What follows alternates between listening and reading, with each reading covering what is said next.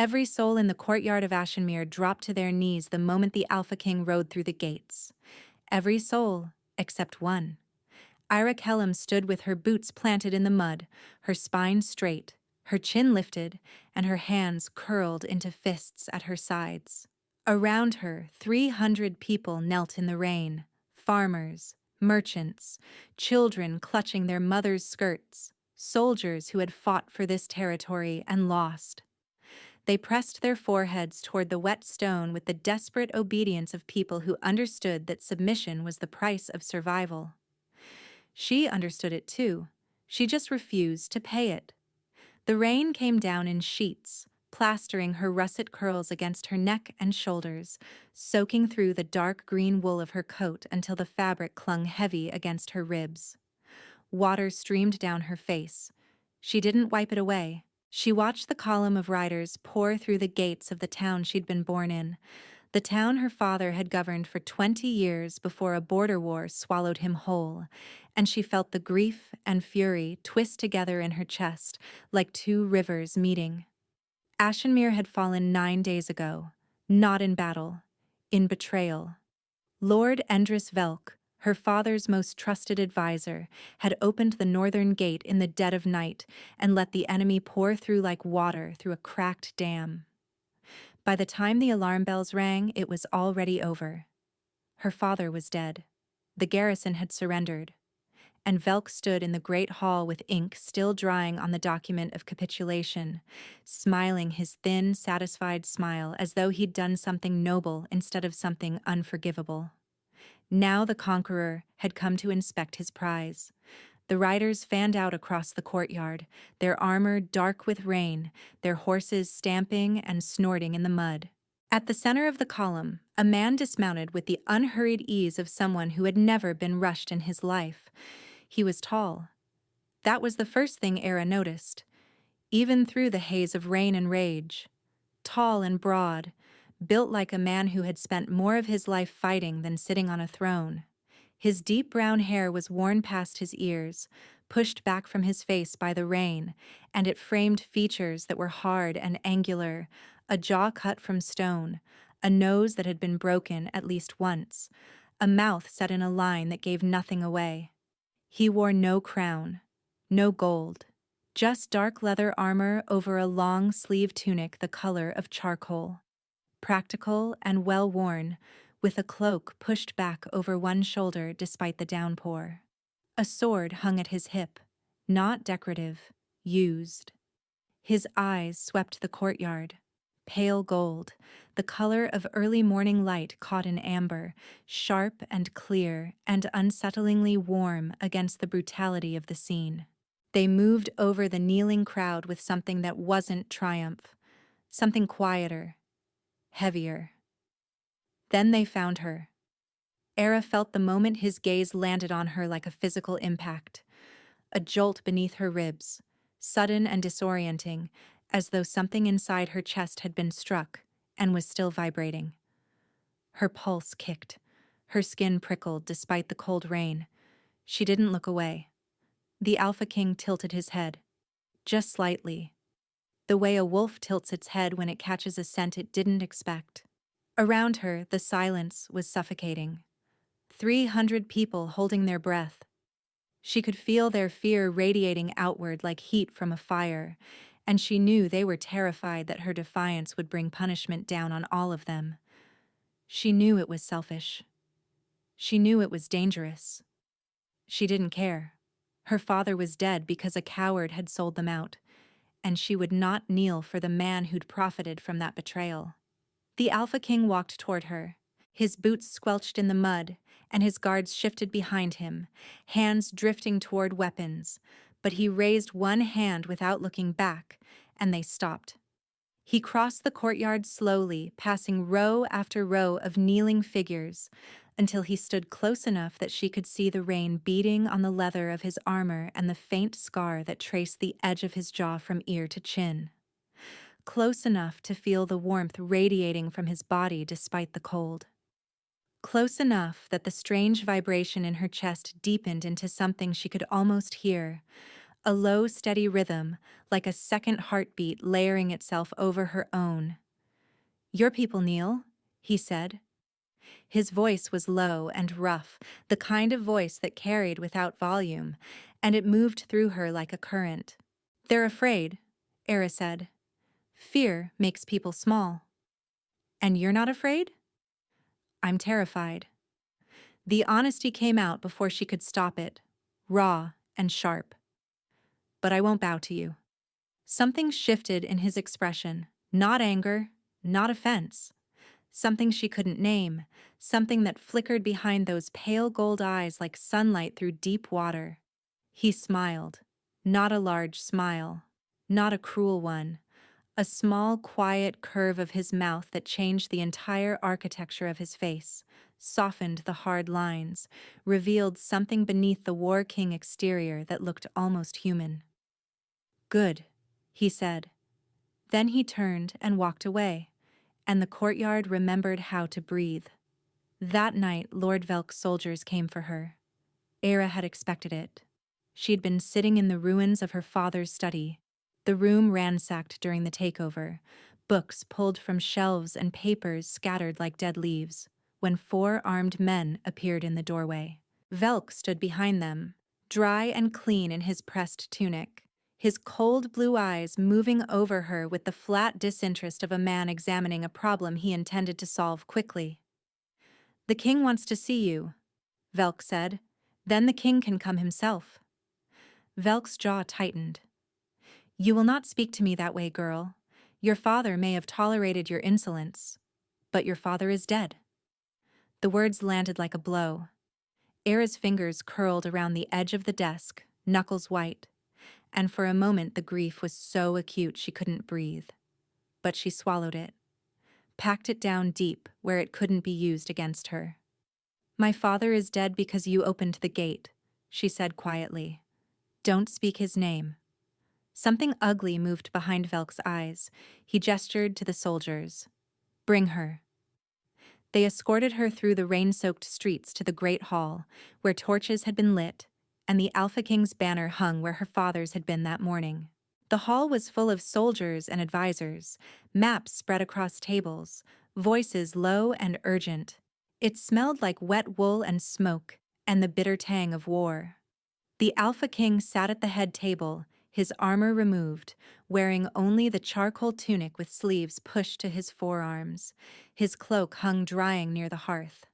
He looked up when she entered, and those pale gold eyes found her with an immediacy that made her stomach flip. "Leave us," he said to the room. Not a request. Every person in the hall moved toward the doors without question. Even Velk, though he paused long enough to shoot Eira a look of pure venom before disappearing. The door closed. They were alone. "Sit," the Alpha King said. "I'd rather stand." That small smile again. "You do that a lot." "Refuse." "You do that a lot." "Command." He leaned back in the chair, studying her with an attention that felt too thorough, too deliberate. "What's your name?" "Eira Kellam." Recognition shifted his expression. "Kellam, you're the steward's daughter." "The late steward. Thanks to Lord Velk and your army." He didn't flinch, but something in his jaw tightened, a muscle flexing beneath the skin, and he was quiet for a long moment before he spoke again. "Your father fought to hold Ashenmere. I respected that." "Your respect didn't save his life." "No." The word was heavy. "It didn't." He looked at her steadily, and she was startled to find no defensiveness in his expression, just a weariness that ran deep. "I didn't order the gate opened, Eira. Velk sent a message offering surrender before my army reached the border. The deal was already done by the time I arrived." She stared at him. Something in the way he said it, flat and tired and almost angry, made her pulse shift. "You didn't know," she said slowly. "I knew a lord had offered terms. I didn't know he'd done it by murdering his own steward in the night." Those pale gold eyes held hers, and the anger in them was quiet, but unmistakable. "I came here expecting to accept a peaceful surrender. What I found was a town in mourning and a traitor wearing a dead man's authority. The grief surged again, hot and blinding. Eira pressed her lips together until the urge to cry passed. "Why am I here?" she asked. "Because you were the only person in that courtyard who wasn't afraid to look me in the eye, and because I need to know what you know about Velk." She almost laughed. What I know about Velk could fill this hall. Then start talking. She did. She talked for 2 hours. About the treasury funds Velk had been diverting for years. About the weapons he'd been stockpiling in the eastern warehouses. About the letters she'd found hidden in his study 6 months ago. Coded correspondence with a faction she didn't recognize. Referencing a plan she hadn't understood until the gate swung open. She told him about her father's suspicions, about the investigation he'd been quietly conducting, about the night before the betrayal when her father had pulled her aside and pressed a leather folio into her hands and told her to hide it. "Where is the folio now?" the Alpha King asked. He'd moved closer during her account, his forearms braced on the table, leaning toward her with an intensity that should have been intimidating, but somehow felt like being anchored. "Hidden. Somewhere Velk won't find it." "Will you show me?" She searched his face. The torchlight carved shadows beneath his cheekbones and turned those pale gold eyes to molten bronze, and she realized with a start that her pulse was no longer hammering from fear. It was hammering from something else entirely. Something dangerous and inconvenient and completely, devastatingly real. "Why should I trust you?" she asked. He held her gaze. "Because I'm going to deal with Velk. And because no one else in this territory has the nerve to stand in front of a conquering king and call him to account." Pauses. "I'll show you," she said. "Tomorrow." He nodded. Then quieter. "I've arranged a room for you in the East Wing. My guards will be posted outside, not to keep you in." A pause. "To keep everyone else out." Something in his voice made her chest ache. She turned to leave. "Eira." She stopped. "Your father sounds like he was a good man." Her throat closed. She didn't turn around. "He was the best man I've ever known. Then I'll make sure his death wasn't meaningless." She walked out before the tears could fall. 3 days passed. 3 days of meetings and evidence and the slow, meticulous work of building a case against a man who had sold his own people for power. Eira worked alongside the Alpha King's advisors, translating her father's coded notes, identifying the contacts in Velk's network, piecing together the conspiracy that had been rotting beneath Ashenmere's surface for years. And every day, she found herself standing closer to Cade Morven. That was his name. She'd learned it on the second day, when one of his captains had used it in her presence and she'd felt the syllables land in her chest like something clicking into place. Cade. It suited him. Blunt. Direct. No pretense. He was not what she'd expected a conqueror to be. He listened more than he spoke. He asked questions that revealed not just strategic intelligence, but genuine curiosity about the people whose territory he now controlled. He walked the streets of Ashenmere without a full guard, stopping to speak with merchants and farmers, learning their names. He ordered his soldiers to help rebuild the barricades they'd damaged coming in. And he looked at her. Constantly. Not with hunger or possession, but with a focused attention that made her feel seen in a way that was almost unbearable. Like he was trying to memorize her. Like she mattered in a way that had nothing to do with the information she provided, and everything to do with something deeper. Something neither of them had named. On the third night, she found him alone in the great hall, standing by the fire, staring at the flames with an expression that was miles away. "You should sleep," she said from the doorway. He turned. The firelight caught the planes of his face, warm against the hard angles, and her breath stuttered. "So should you," he said. She walked into the hall.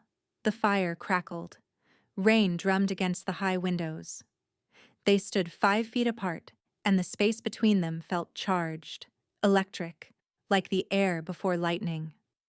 I keep thinking about my father, she said. The words came out soft, almost fragile. About whether he knew.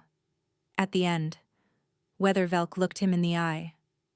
Cade was quiet for a moment. I lost my mother when I was 12.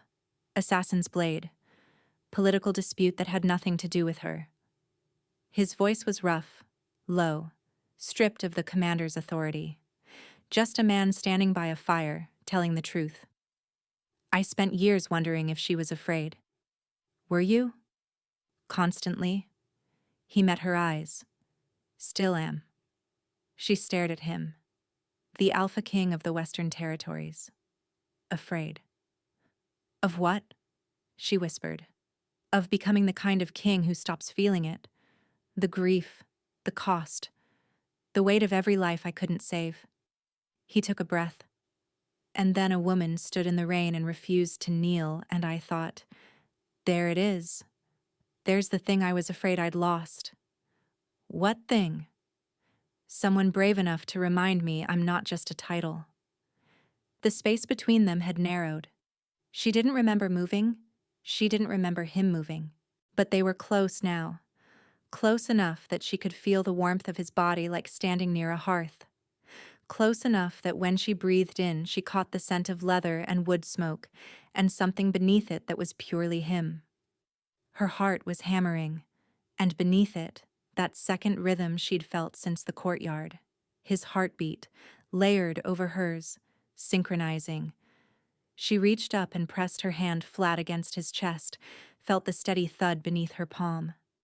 Felt it match the rhythm in her own ribs, beat for beat, perfectly aligned. His breath caught. His hand came up and covered hers, pressing her palm harder against his heart. His fingers were warm and calloused and trembling just slightly. Eira, he said, and her name in his mouth sounded like a prayer. She kissed him. She rose onto her toes and pressed her mouth to his, and the world collapsed into sensation. His lips were warm and firm and impossibly gentle against hers.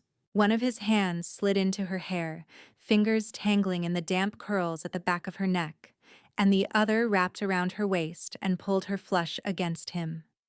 The bond blazed open. She felt his heartbeat thunder through her body like it was her own. Every pulse point lit up. Wrists, throat, the soft skin behind her ears. Everywhere his blood moved, she felt it. A shared rhythm that erased every boundary between where she ended and he began. He kissed her like she was the first real thing he'd touched in years. Slow, deliberate. A man who understood the value of what he held and had no intention of breaking it.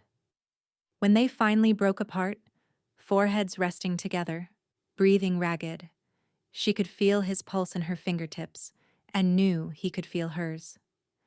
"I'm not kneeling," she whispered. He laughed, low and warm and broken open, with something that sounded like joy. "I'm not asking you to." The next morning, everything shattered. Eira was crossing the courtyard at dawn when she heard voices behind the armory. She stopped, pressed herself against the stone wall. Velk's voice, low and urgent. "The king is becoming a problem. He's not supposed to stay this long. He was supposed to accept the surrender and leave a garrison." A second voice she didn't recognize. The agreement was clear. Ashenmere falls. The king moves west. You get the territory. We get the trade routes. The girl is feeding him information. She found Kellam's folio. If the king sees what's in it, the entire network is exposed. Then deal with the girl. I can't touch her. He's posted guards on her door. But I can deal with him. A pause. Tonight, during the council dinner, the wine. Eira's blood turned to ice. She ran. She found Cade in the east wing, already dressed, already moving through a stack of documents with the focused efficiency of a man who slept 4 hours and worked 20. He looked up when she burst through the door, and his expression shifted instantly from calm to alert. "Velk is going to poison you tonight," she said, breathless. "At the council dinner. The wine." He was on his feet before she finished speaking. How do you know? I heard him. Behind the armory. He's working with someone. A network. The same people in my father's folio. Cade's jaw tightened. The pale gold of his eyes went dark. A shift she could feel in her own chest through the bond, his heartbeat accelerating to match the danger. Show me the folio, he said. Now. She took him to the hiding place, a loose stone in the foundation of her father's study behind a bookshelf. The leather folio was intact, pages filled with her father's careful handwriting. Names, dates, amounts. A conspiracy that reached far beyond Ashenmere's borders, a network of traitors and profiteers who had been selling territories from the inside out for years. Velk was one piece. There were dozens more. Cade read it in silence. When he finished, his hands were shaking. Your father died trying to stop this, he said. Yes. He looked at her, and in his eyes she saw something she hadn't expected. Not just anger, not just resolve, grief. Real, raw, personal grief for a man he'd never met, because he understood what it cost to fight alone against something this large and this rotten. He won't have died for nothing, Cade said, and the weight of the promise settled between them like an oath, spoken before witnesses. That evening, the council dinner proceeded as planned, but the wine was switched. Velk's poison sat in a goblet at the head table, untouched, while Cade's soldiers quietly sealed every exit from the great hall. Eira stood beside the Alpha King as he rose from his chair and addressed the room. She held her father's folio open in her hands. Lord Velk, Cade said, and the hall went silent. You are charged with the murder of Steward Kellam, with treason against the territory of Ashenmere, with conspiracy to assassinate the crown, and with the attempted poisoning of the Alpha King. Velk's face went white. His cold blue eyes darted to the exits, found soldiers, darted to Eira, found the folio. This is absurd, he managed. The girl is lying. She's manipulating you. Can't you see what she's doing? Eira stepped forward. Her hands were steady. Her voice carried. These are my father's records, she said. Every transaction, every name, every coded letter you sent to your contacts in the Eastern Territories. She looked at him, and she felt Cade's heartbeat steady in her chest, grounding her. My father trusted you. This town trusted you. And you sold us all for a trade route. The hall erupted. Voices. Accusations. Velk's own allies turning on him as the evidence mounted. Cade's soldiers moved in, and Velk was seized, dragged from the hall, still screaming that she was lying, that the folio was forged, that none of this would stand. The doors closed behind him, and the hall fell quiet. Eira's knees buckled, just slightly, just enough that Cade's hand found her elbow and steadied her, a touch so quick and sure it could have been instinct. You did that, he said quietly, for her ears alone. We did that. His fingers tightened on her arm. Come with me. They walked through the empty corridors to the battlements, where the rain had finally stopped and the sky was cracking open with stars.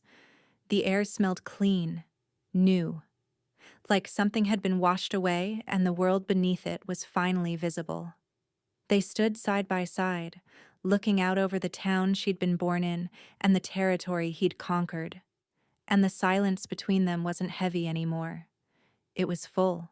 I'm going to rebuild Ashenmere, Cade said. Not as a conquest, as a partnership. Your father's vision for this territory was better than anything my strategists have proposed. He turned to face her. I need someone who knows this land, who knows its people, who isn't afraid to tell me when I'm wrong. You're offering me a job. I'm offering you a place beside me. Her heart hammered. His heart hammered with it, a shared rhythm she could feel in her bones. I'm not easy, she said. I argue. I refuse. I won't kneel. I know. He reached out and tucked a damp curl behind her ear, his fingers lingering against her jaw. The touch sent their shared pulse surging. "That's why I want you." She turned her face into his palm, closed her eyes, felt his heartbeat in her fingertips, steady and sure and perfectly matched to her own. "I don't know how to do this," she whispered. "Trust someone with this much power over me." "Then don't trust my power." His thumb traced her cheekbone. "Trust my heartbeat. You can feel it. You know when I'm lying, when I'm afraid, when I mean every word." Voice breaks. "And right now, Eira, every beat is saying the same thing." She opened her eyes. His pale gold gaze was unguarded, raw. A king with his armor stripped away, standing in the dark with a woman who had never once bowed to him. "What is it saying?" she asked. "Yours." He pressed his forehead to hers. "Every single one. Yours." She kissed him again, slow and deep, and their shared pulse sang through both of them like a chord struck in perfect harmony. His arms wrapped around her, pulling her close, and she could feel his heart against hers.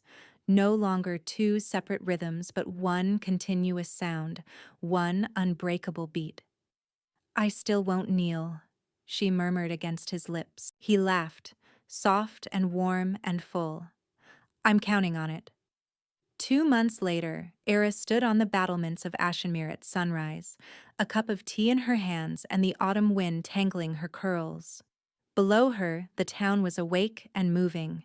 Market stalls opening, children running between the rebuilt buildings, the scent of fresh bread rising from the bakery that had reopened the week before. Ashenmere was healing, slowly, imperfectly, but healing. Velk's trial had been public, the evidence overwhelming. He'd been stripped of his title and lands and sent to the king's prison in the capital to await sentencing. The rest of his network was being dismantled piece by piece, her father's folio serving as the foundation for an investigation that spanned 4 territories. Her father's name had been carved into the memorial stone in the town square. The inscription read, "He stood when others knelt." Eira had written it herself. Warm arms slid around her from behind, a broad chest pressed against her back. A chin settled on the top of her head. "You're up early," Cade murmured against her hair. "Couldn't sleep. Too many thoughts." About? About how strange it is. Loving the man who conquered my town." He turned her in his arms. Those pale gold eyes searched her face in the early light, warm and steady and impossibly tender. "I didn't conquer your town, Eira. Your town conquered me." He pressed a kiss to her forehead. "You conquered me." Standing in the mud, refusing to kneel, looking at me like I was something you intended to survive rather than submit to. His voice dropped. "No one had ever looked at me like that." "Like what?" "Like I was just a man. Not a king. Not a weapon. Just a man standing in the rain, hoping someone would see him." Her throat tightened. She set down the tea, wrapped her arms around his neck. Their pulses aligned instantly, the bond humming between them, their shared heartbeat steady and strong. "I see you," she said. He smiled. That same quiet smile from the courtyard, the one that had changed everything. "I know," he said. "You're the only one who ever has." She kissed him as the sun rose over Ashenmere, and their heartbeat echoed through them both, a single rhythm, a single promise, a single unshakable truth. She never knelt. He never asked her to. And that was enough. That was everything.